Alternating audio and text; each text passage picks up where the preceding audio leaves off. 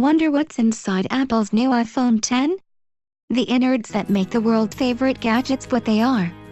The iPhone 10 has a bunch of interesting details that Schiller, or anyone, didn't say one word about. Especially some notable fine print on the official spec sheet. There are many notable changes from previous iPhones, and some things that were surprisingly left the same. There are also a couple of important things we still don't know, but now have more clues about. Before we go further, please hit that subscribe button.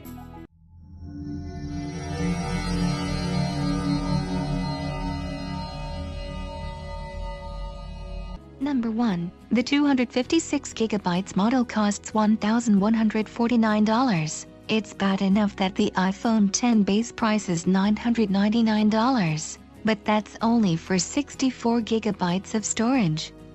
Apple mentioned the 256GB version, but didn't give the price on stage.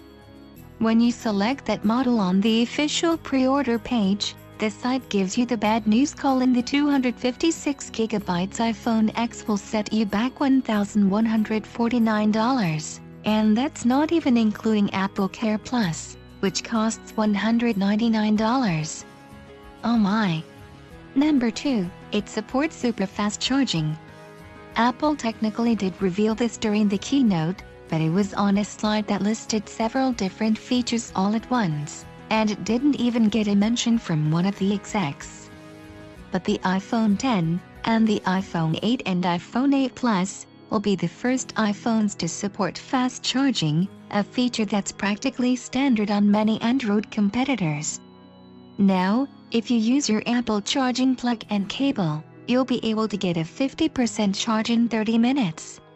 Number 3. Galileo support. The iPhone 10 has had built-in support for the US military-created GPS network for a long time. Also, it added support for GLONASS, Russia's version of a satellite positional system, back in 2011. The iPhone 10, along with the iPhone 8 and 8 Plus, are the first iPhones to support Galileo, Europe's new satellite system which came fully online in late 2016.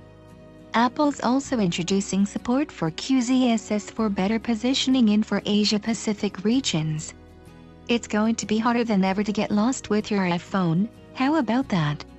Number 4. The screen isn't as bright as the Galaxy Note 8's. Per the spec sheet, the iPhone X screen maxes out at 625 nits, which is pretty freaking bright. 300 nits is considered very good for most screens. But it's nowhere near as bright as the display on the Samsung Galaxy Note 8. A recent test by DisplayMate found the Note 8 had a maximum brightness of 1240 nits, which, in the words of DisplayMate analyst Raymond Soneria, was the brightest smartphone display that we have ever measured. Maybe next year. Number 5. The selfie camera hasn't improved. For as much as Apple talked up the iPhone 10's true depth camera system and its ability to recognize faces for unlocking your phone securely, the specs are exactly the same as the iPhone 7's. It appears Apple is using the same actual camera asset models while complementing it with better sensors and improved image processing. Still, it would be nice to have more than 7 megapixels. Number 6. It supports HEIF and HEVC format. This is no surprise since Apple announced the format in June at its Worldwide Developers Conference, WWDC, but the new iPhones both support the new high-efficiency image format, HEIF, and high-efficiency video compression, HEVC formats. These new ways of storing photos and videos use better compression so you get more out of your memory.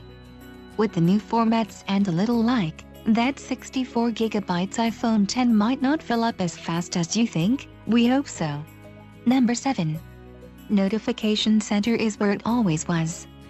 With no home button on the iPhone 10, you navigate it somewhat differently than other iPhones, and a swipe up takes you back home. The only problem, that's how you usually call up Control Center. Well, that moves up to a swipe down on the top right.